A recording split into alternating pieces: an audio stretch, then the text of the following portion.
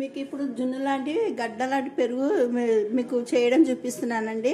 First నేను ఏం చేసుకున్నానంటే 2 పాల ప్యాకెట్లు గిన్నెలో కట్ చేసి పోసుకున్నానండి. ఇది పొంగిపోకుండా ఉండడానికి కింద ఒక స్టవ్ మీద ఒక స్టాండ్ పెట్టుకున్నాను. స్టవ్ అంటిస్తున్నాను. ఇది పెట్టేసి మంటని సిమ్లో పెట్టాలండి. ఇది సిమ్లో పెడితే బాగా కాగుతుంటాయి. అది పొంగొచ్చాక మొత్తం సిమ్లో పెట్టేయాలి. పెట్టేసి ఒక పావు గంట సేపు అలా సిమ్లో మరగనివ్వాలి పాలని. తర్వాత మీకు చూపిస్తాను ఎలా చేయాలన్నది.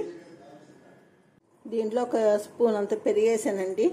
దీన్ని ముందు ఫస్ట్ ఇట్లా స్ప్రెడ్ చేసుకోవాలి పెరుగుని.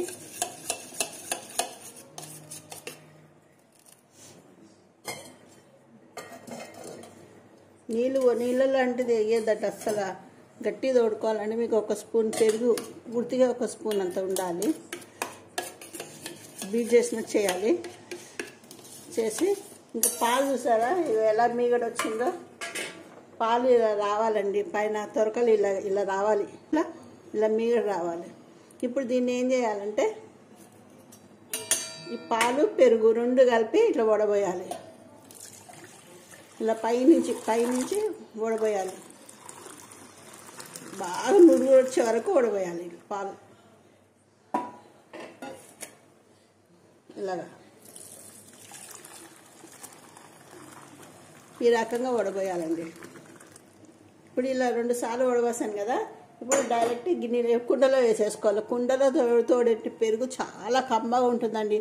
వారమైన పెరుగు పులుపు అనేది రాదు. ఇలా ఇప్పుడు పైన చేయాలి బాగా. ఇలా నురుగు వస్తుంది చూసారా ఎలా వస్తుంది నురుగు. అలా నురుగు వస్తుంది. ఇలా నురుగు వల్ల ఇలా మొత్తం గట్టిగా తోడుకొని జున్ను లాంటి పెరుగు మీకు తయారవుతుంది తెల్లారేసరికి. మీరు 3 రోజులు 4 రోజులు బయట మ్యాక్సిమం 6 డేస్ వరకు అయితే అస్సలు పులుపు రాదు. ఈ లోపల పెరుగు అయ్యే పోతుంది మీకు. ఇంకెక్కడ ఉంటుందండి. అవి అలాగే తోడేసుకోవాలి. ఇప్పుడు దీని మీద మూత పెట్టి మనం పక్కన పెడదాం. అస్సలు గాలిపోకుండా పెట్టేద్దామండి.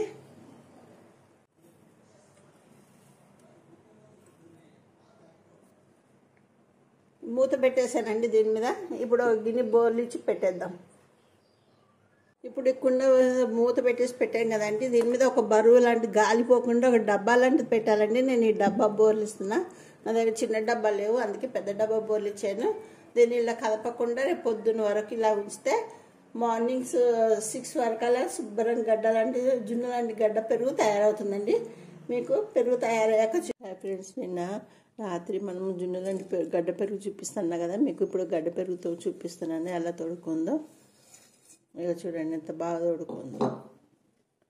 ఇగో ఎక్కడ కదలట్లేదు. ఇట్లా తిప్పుతున్నా కూడా ఎక్కడ కదలట్లేదు.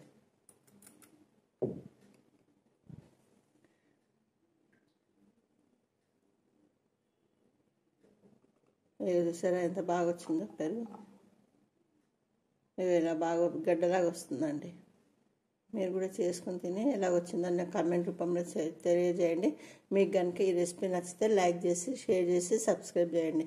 మరిన్ని కొత్త వీడియోలతో మేము ముందుంటాను. Bye bye.